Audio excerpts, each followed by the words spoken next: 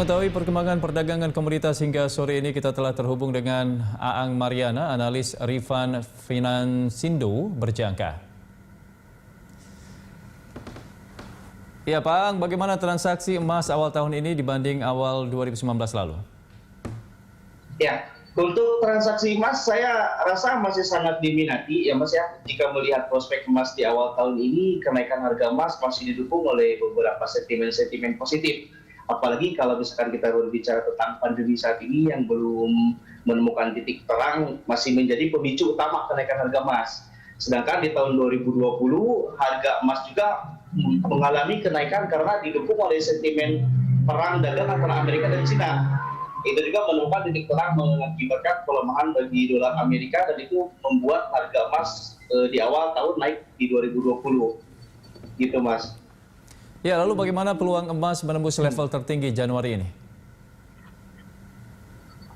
Di bulan Januari peluang emas menembus ke level tertinggi ini sangat terbuka lebar, dikarenakan bakal adanya stimulus besar-besaran dari Amerika Serikat untuk pemulihan ekonomi. Terus yang ada juga adanya tingkat suku bunga yang lebih rendah, dan lonjakan kasus virus corona, khususnya virus corona varian baru asal Inggris yang dilaporkan telah memasuki Amerika Serikat.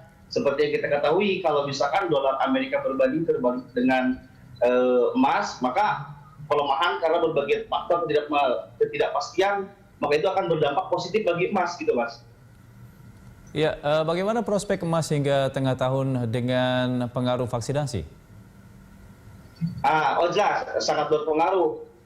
Kita sama-sama mengetahui dengan adanya berita soal vaksinasi ini, maka muncul juga optimisme masyarakat yang akan berpengaruh kepada optimisme ekonomi suatu negara secara umum. Nah, hal ini membuat para investor kembali melirik aset-aset berisiko, dan tentunya hal ini akan menekan pergerakan harga emas, gitu Mas. Ya, lalu bagaimana dengan tren kenaikan harga CPO dengan pengaruh PSBB? Ya, nah dengan adanya pengaruh PSBB khusus untuk CPO ini menyebabkan CPO sulit akibat PSBB ini menyebabkan CPO sulit untuk didistribusikan ke negara-negara lain. Ketika banyaknya permintaan di pasar, maka harga CPO menjadi lebih mahal. Terbukti pada perdagangan awal tahun ini, tepatnya di hari Senin kemarin, harga kontrak berjangka yang aktif ditransaksikan tersebut hampir menyentuh level tertinggi selama 10 tahun kebelakang, Mas. Ada juga faktor ini yang membuat harga CPO naik adalah prospek La Nina yang akan berlanjut 3 kuartal pertama di tahun ini. Gitu. Oke, Pak Aang, bagaimana prospek permintaan Arabica Januari ini? Untuk Arabica masih mengalami penurunan karena di perkebunan kopi Arabica terbesar di Brazil, hujan turun dengan curah hujan yang sangat tinggi di minggu ini. Malah bakal diprediksikan berlangsung sampai 10 hari di bulan Januari hujannya, Mas. Dan real Brazil turun 0,81% pada hari Senin, sehingga mencapai kurs terendah 3,5 minggu terhadap dolar.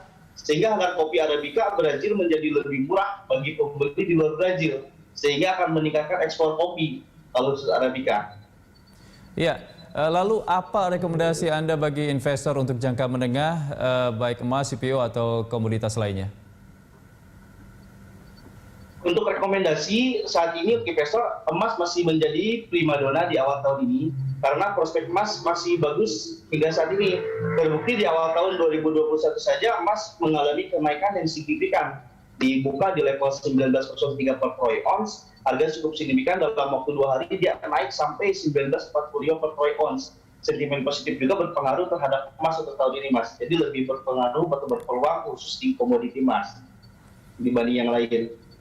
Oke, baik. Terima kasih atas informasinya, Pak Aang Mariana, analis Rifan Finansindo Berjangka. Terima kasih, Mas.